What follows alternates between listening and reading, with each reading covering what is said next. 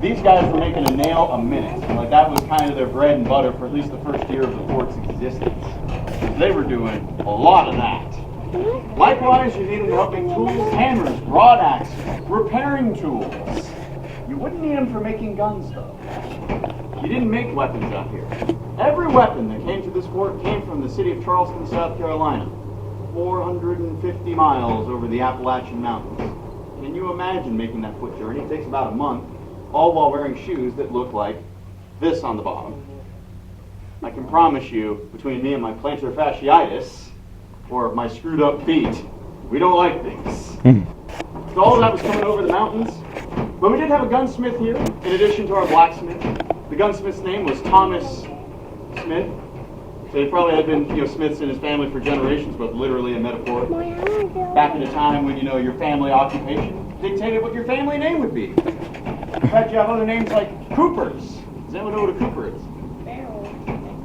Meg, I know you've been on the Bourbon Trail. That just makes it apparent. Absolutely. Like your 18th century Maytag man. If you can make a good barrel with thick wooden staves that are tight together with those iron bands around it, coopering being a mix of blacksmithing and carpentry, you could preserve food for months, especially if you threw salt in there. My God. Meat would keep for a good long while. You also had farriers. Anybody know what a farrier is? Of course you know, Phyllis. Absolutely. Farriers make horseshoes that mix between a blacksmith and a veterinarian. They not only had to know how to make the shoe, but size it to the horse and then apply it to the horse. And nothing screams my job is safe like attaching a hot iron piece, well, warm iron piece, to the hoof of a 1-ton beast that does not want a horseshoe on its hooves. We're getting warm here, we're getting there. But we have those various different groups here again. You needed these guys for trades. And I always say, that this is the most important building in the fort for the fort. I say that because, again, one of the big things to me at this fort, you think of it as a military installation.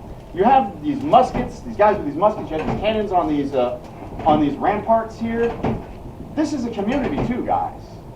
This place is the most important place to build the fort, but it only works in conjunction with the commissary back there, because if you have a hungry blacksmith, he ain't gonna do much. If you have a tired blacksmith, he ain't gonna do much either, and so you need your barracks and the folks to help maintain that, your fellow soldier. You need your infirmary in case you're like me and you get burned all the time. You need to go taking care of that. And likewise, you need your orders when you're out here. You're going to get that from the top of the hill on the commander's cabin by a guy named Paul Demery. So in a way, military installation, diplomatic installation, this building was important. It was the first one they built here at Fort Loudoun. They recognized its importance. But again, it only works when you have all the other pillars supporting it. And what I will do for you guys today, living up to the spirit of the Fort Loudoun blacksmith, is do a little blacksmithing. I've got my fire going. I've got a piece that I've already kind of done a few bits of demonstration on.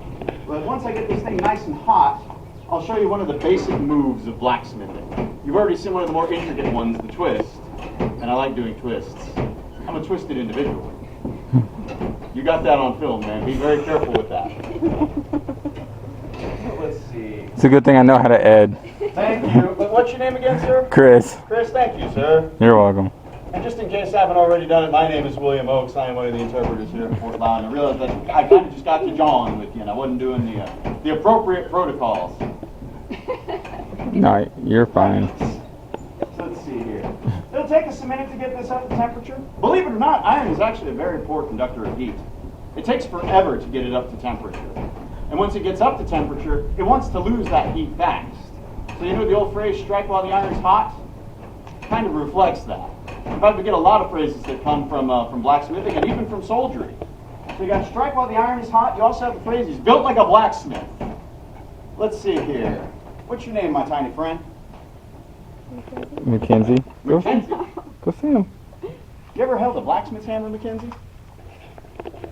Go ahead, baby. Would you like to hold one, Chris? I can. Here, baby. Let's get the filmmaker involved here. Be the star. Why not? How much do you think that weighs there, Chris? Probably about 10 pounds. 10 pounds. Maybe 5. I hate to tell you this, you're playing the Price is Right, so this guess actually does matter.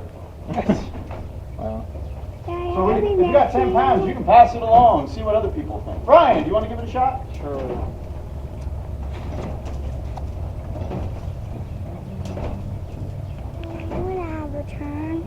4 pounds. 4 Can I have a pounds. turn, Mama? Mommy. Who else is going to hit Can the I nail on have the a head? turn too? I go with Brian. 4 pounds, all right. See, I'm very convincing. Yeah, you are very, I know you're very convincing. I would say 6. Even when 6 I pounds. Yes, actually 6 sounds pretty good. 6 sounds good. You're going. She's going to 6. So, anyone else want to feel the hammer? You want to feel Good Lord.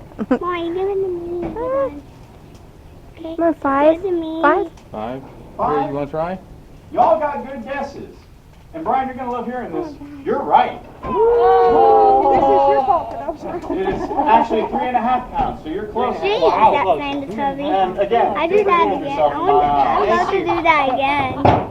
Can I hold this? Let's see. Why, what are you doing? Well, the reason I passed it around talking about that phrase, built like a blacksmith, can you imagine doing a whole shift as a blacksmith, working with that hammer, and then getting done with it and how you'd probably be feeling? Fatigued, build up a lot of muscle doing it.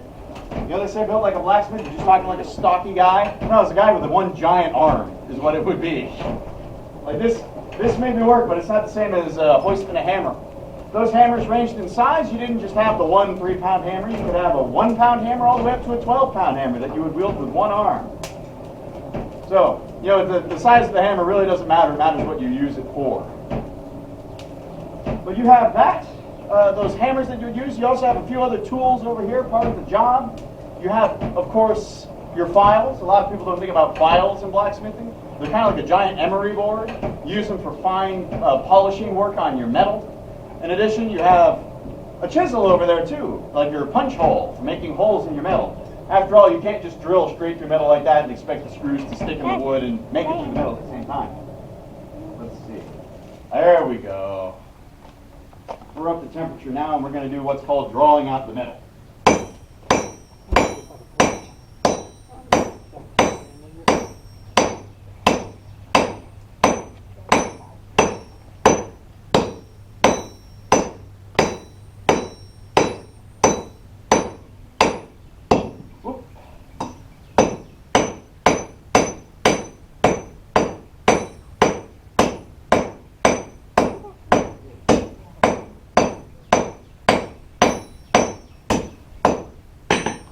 Feeling tired yet? Yeah.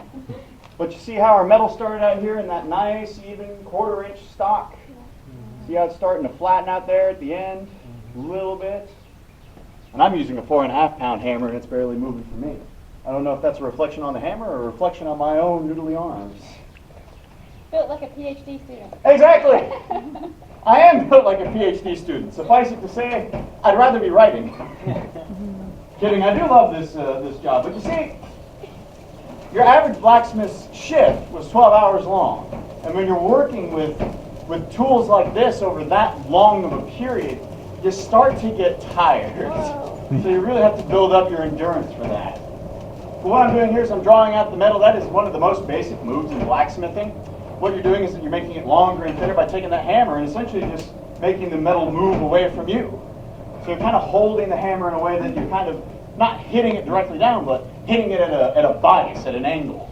It's almost like pottery if you think about it. And indeed, when this metal gets up to temperature, it is a lot like pottery. Only difference is you're working with hammers as opposed to your hands. I wouldn't recommend working with your hands on this. Tried that once. I'm on my 3rd pair of prosthetics. Well, on goodness, does anyone have any questions at all? How hot do you have to get it? Our fire here is probably going to be about 1,000 degrees. And that's the minimum temperature I'd want for forging. Once you get up to 1,200 degrees, you're starting to get to that point where that metal goes white and actually starts to melt. If you're not paying attention, you could stick a piece of iron in here, this one being about half an inch in diameter. And if you're not careful, it will melt off. That has happened to me before. Nothing like about to show folks something, pull it out, and you're like, where'd it go? They're like, are you really a blacksmith? Trust me, I am. Well, that's a good question there, Mick, because it offers a great transition about the blacksmith himself. You say we're working with heat. How can you tell the difference in temperatures of heat if you don't have a thermometer? Your vision, you can see the way the metal glows. Thank you, Brian. You got it, man. Different colors. Blacksmiths love colors. So you have that dull cherry red would be like about a 500 degree, all the way up to blazing white, you're hitting about 1,000 or 1,200 degrees. I'm hitting about a pretty bright orange is what I'm looking for, as you can see there. So we'll do this again.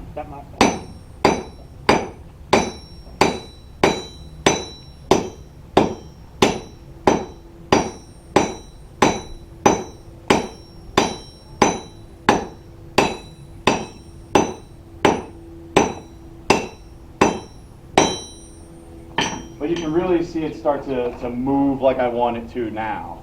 We're getting somewhere. But blacksmiths work in colors not just with heat, but also in their names. After all, we have black in our name. Why do you think they call us the blacksmith? Hold up that hand again.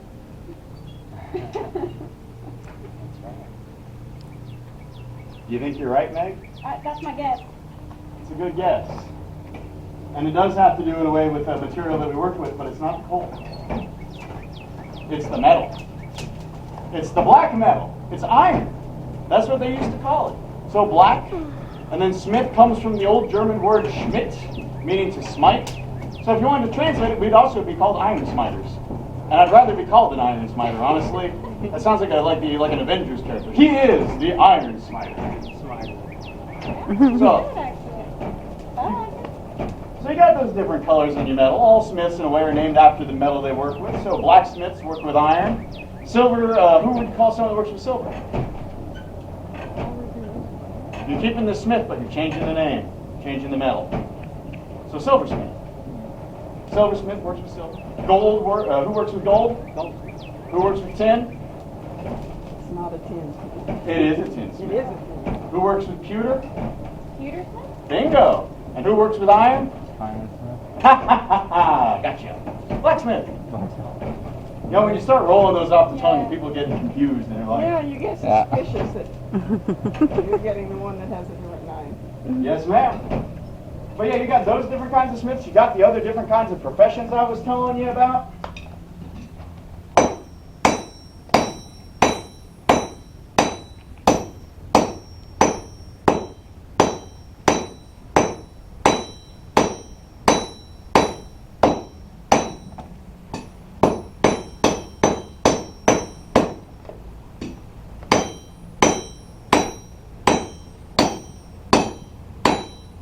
And apologies if I stopped talking while I'm smithing, folks. I feel it a lot like it's like you're trying to talk with your mouth full sort of thing, just kind of disrespectful. Just be sitting there trying to shout over my own loud tinnitus-inducing hammering. But being a blacksmith here at Fort Loudoun really did pay off, believe it or not. Does anyone know how much your average British soldier made per day? And it's okay if you don't. 16 cents. Good guess. 6 pence a day. So 6 cents a day, 6 pennies.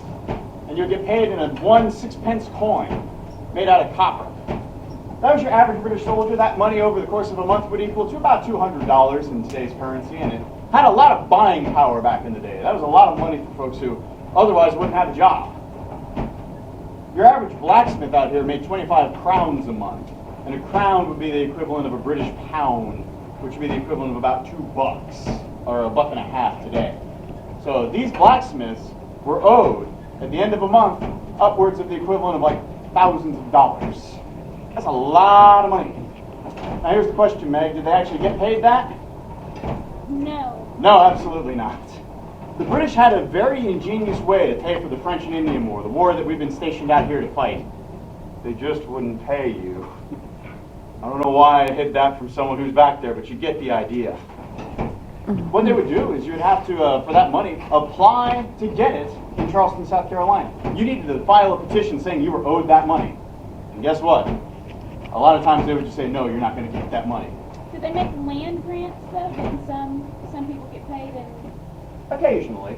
That was more of either an indentured servitude sort of thing, or you're talking the American Revolution. Revolution, that was big, with what bounty land is what they would call it. But if you were just a blacksmith or a soldier in the King's Army, you were expected to do this because you were serving a righteous cause, that of King George II. Come back, Rose.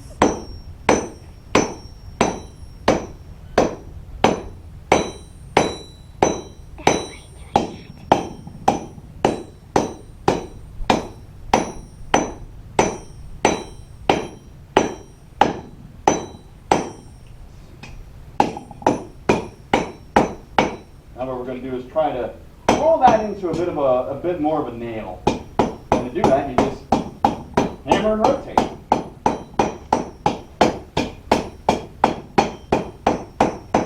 There's a place where they stop by when we on the way home.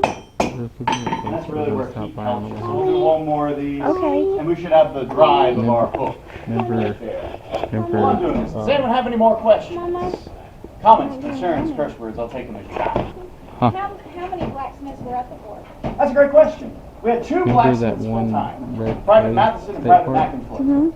You don't even remember their name, they just like We were saying them talking because, about well, it earlier. Mackinfoot sounds like a Red- disease. Red Clay You know, State Park. like foot in mouth, It's the Mackinfoot. start of the trailer pier. But these guys, they were working for the first year of the fort's existence, It's 24-hour a shifts. it's like right Because you outside just of needed them to build Chattanooga, all this stuff. but they're open until like 8. Keep the fire going. So the Say You again? don't want your fire to go out either. Exactly. Well, yeah, like they would only light it once and they would just keep it stoked. Yeah. So for 24 hours, he would be watching that. He would be throwing in the charcoal. He'd switch off, and the other guy would take care of it. So They wouldn't go in. you were a soldier stager. You just got used to the sound of the metal being hit throughout the night. Yes, sir. Absolutely. Which is part of the background. Absolutely. Well, I like to joke, you know, at 3 o'clock in the morning, say you've been saving up your rum rations and had a party the night before. Yeah. You're probably not going to be too happy at 3 o'clock in the morning when the blacksmith is doing his work. So like, oh, go ahead. No, please, Meg. Oh, well, I'm wondering, like, community blacksmiths, you know, would have apprentices and like younger boys coming and doing like the bellows work and things like that. But you know, at the fort, did they have something like that? I mean, I know later on they had families here, but would they have had that? You don't see it written down. Okay. But just because it's not written down doesn't mean they didn't do it. I wouldn't be surprised if you had a young person here like Mackenzie running around, a young boy, and you know, the blacksmith getting a noise like, get in here and pull my bellows. They probably do. You know, it's, you know, you talk about the apprenticing system, you would normally get a certificate or something from that. You know, apprenticing was highly regulated in Britain and in Germany, France, all that. Here you're getting that education for free. You know, you're out here on the frontier, your dad's a soldier, your mom, and, you know, taking care of business out here. You know, it'd be a great time to, you know, keep kids occupied. So even though you don't see it in the written literature as much, I wouldn't be surprised. No, hold on to it. Hold But, on. Keep that's a them great out. connection. Would soldiers ever be pulled in to help in the forge? Like, they might not get paid blacksmith pay, but would that be like an option for them to make additional money or something like that? You just do whatever you're told to do. So if they told you you're helping out in the shop today, that's just what you were doing. And that's a great transition, actually, kind of what I was going to talk about here, man. How labor worked here at the fort. They had all these different jobs, but at the end of the day, they were soldiers. When were they soldiers and when were they, you know, the blacksmith?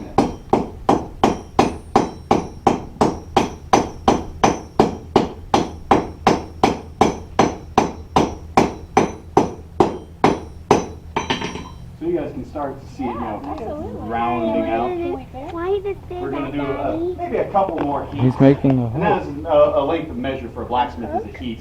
How many times you throw a piece onto the fire. So if it was a 3-heat job, that means you were throwing that thing on there 3 times. I don't measure my jobs in heat because I don't know how long it'll take. I'm still an amateur blacksmith with pretensions to greatness.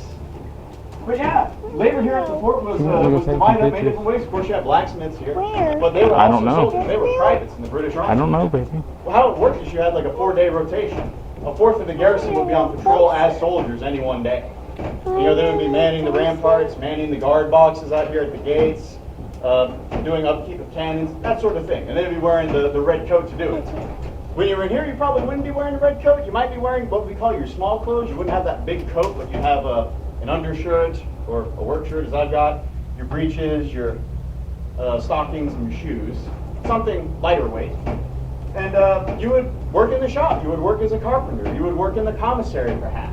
Maybe you were the master gunman, you know, the gun commander. Maybe you were watching over those day in and day out. So as far as labor goes, and you're saying like who's working what, yeah, if they needed you for something, they would probably throw you there. But at the same time, it was also pretty regulated as to what you'd be doing. That discipline was important, Meg, because out here on the frontier, you could forget that you were a soldier. 99% of the time out here, you're just trying to survive. So having that regular military discipline and scheduling reminds you that you are in service of a cause bigger than yourself. But yeah, if they needed hands, they're going to pull you in one way or another. So let's see.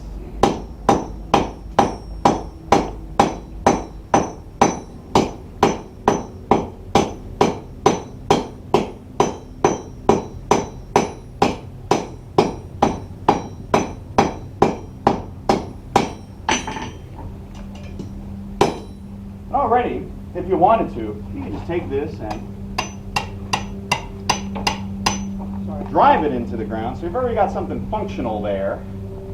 But I'm going to do one final step, and to do that, ooh, right? Yeah, she's just not having it. Oh, she's walking. Is that cool? That metal is hundreds of degrees, my friend. It'll burn my tiny little tootsies. So let's check. The rule of thumb in a blacksmith shop is it's hot until it's not. So you can see the water going down. It's still plenty hot there. There we go. That's handleable. You didn't scream in pain. That would have been funny, wouldn't It's it? so hot. Just like sit there, God Lords! I need to work that into my program. I can't believe I didn't think of that.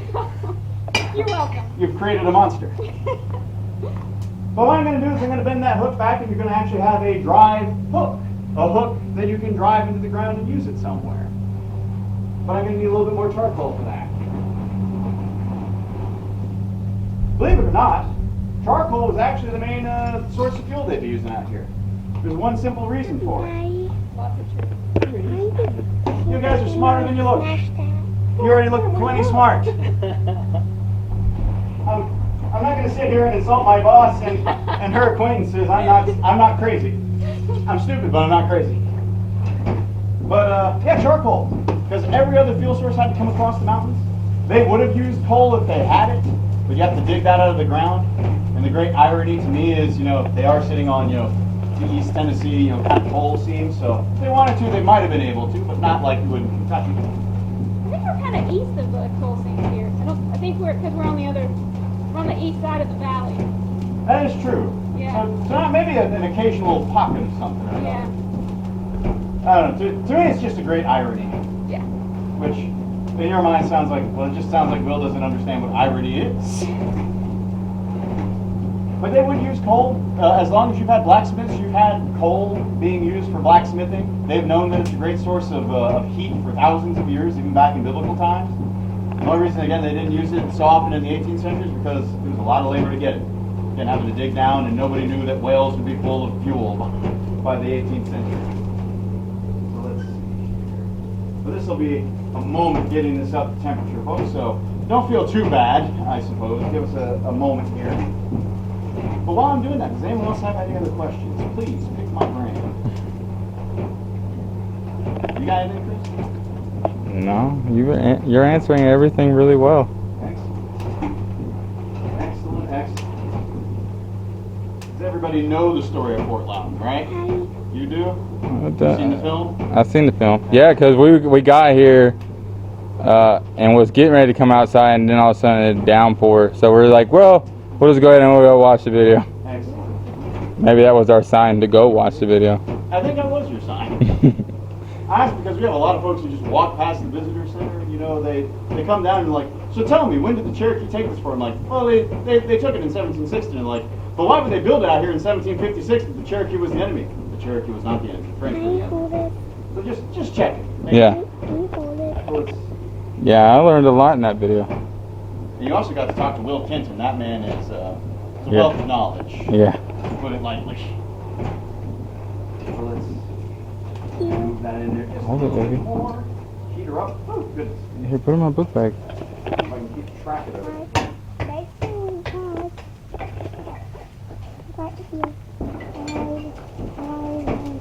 In fact, also, if you look on the other side, you can see that we have this structure built as it would have looked in 1756. This is as closest to the design as we're going to get. You have a mirror forge on the other side, so you would have two guys working here at any one time. In addition to the full-time soldiers here, going back to that question of who was here and how were they doing the work, you would occasionally also have provincial soldiers. If anybody knows what provincial soldiers is. They're full-time soldiers, but they're a lot like your National Guard members today. They're on rolls, they can be called up to serve, but they only served one mission. Once that mission was done, they went home. So when they were building this fort, they had an extra 120 provincial soldiers. Once the fort was built, which was their mission, which was on their contract, they got to go back home. Although the captain of the garrison here, Paul Demery, tried his best to convince as many of them to stay as he could. it didn't work. Not a one of them wanted to stay. I can only imagine why. Right. What could go wrong? Exactly. It's almost like they foresaw it. You're surrounded by Native Americans that, may not really want you there. Well, to be fair, Brian, the Cherokees were the longest Native American ally the British had out here. That's true. Y'all know the story how the British alliance came to be? No. Tell us. 1729, Sir Alexander Cumming comes into this backwoods, a baronet from Scotland, and he kicks in the door to Moitoy of Tellicoe's longhouse, and he says, "You are now all under the influence of the British King George II." He was dual-wielding pistols and wearing a kilt at the time. So imagine Joseph Gamble telling you that you serve King George now. That's what you got. And the Cherokee looked at this and they laughed because, well, they thought it was amusing. And also, they didn't have the same idea of sovereignty that the British did. No. Indeed, Cumming was doing this of his own accord. King George didn't send him over there. So they honored him with a party, a big old ceremony, and did this act of friendship, which was symbolic. It didn't actually mean the Cherokee would come fight for you. It just meant, we like you. And they gave Alexander Cumming the crown of Tellicoe, which was a modified possum skin. We had some good times. Had some great times. And then, to solidify this, Alexander Cumming actually brought a few Cherokee chiefs and notable men back with them. One of them being the young man Atakulakula, who would end up being the diplomat out here for the Cherokee, like a very notable Cherokee peace chief. He went to London, learned English, met King George II in court, got to see plays at the Globe Theater. Imagine just this man who had never before heard of the British being introduced to these weird people who lived so differently from themselves. But he also saw the military might that the British Empire possessed. And that's why he wanted to secure that alliance more permanent. So when he came back here, his idea was always to be diplomatic with the British and to maintain those connections. Mm-hmm. So if it weren't for a crazy Scotsman, there would be no alliance with the Cherokee. It is interesting. In fact, it gets even better because, well, the Cherokee were at war with everyone else. So it's one of those things that, kind of serve both sides. Keep your friends. Exactly. No, stay right here. Or the enemy of my enemy is my friend. That's the one I always say. And this is how you would bend metal back, by the way. If I can actually get it to bend back, might need to do a little bit more of this. Throw it back in the fire. Back in the fire. Back in the fire. It's always back in the fire. Now that cap you're wearing, that's made of silk or is it lycra? Wool. Oh, that's wool. Oh, well, that's warm. Oh, it's great. Everything else I'm wearing is made of linen. Linen stockings, linen trousers, linen work shirt, leather apron, different. Yeah. And then the wool cap. Wool cap. Your average British soldier per day would wear 15 pounds of wool. Reason being, what was the number one product that England was exporting at this time? Wool. It was called the staple product, actually. It was kind of seen as the big thing keeping Britain afloat. And in Britain, if you were to wear this, bring all that wool, it would be fine. You send that same soldier to Jamaica, though. Yeah. On the outskirts of the British Empire. Yeah. He's going to have heat stroke. Yeah. So by the Revolution, they actually had a summer and a winter uniform. The winter was wool and the summer was linen. So it's possible that some of those that revolted against the British Empire were revolting the fashion towards wearing wool.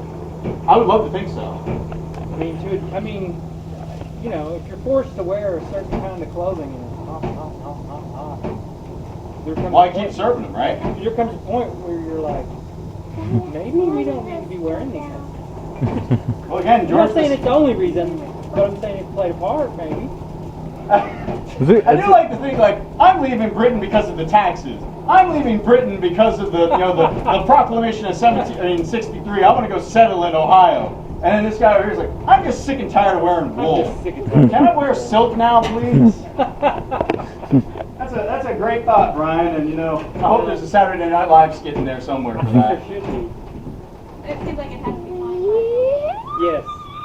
Oh my! I can see it. Can we change clothes now, sir? No. No, you can't say. This is what we pay you to do. But sir, I'm rather itchy and uncomfortable.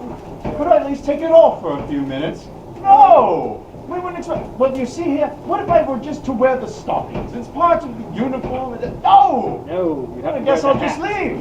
You have to wear the wool hat. You have to wear the wool hat.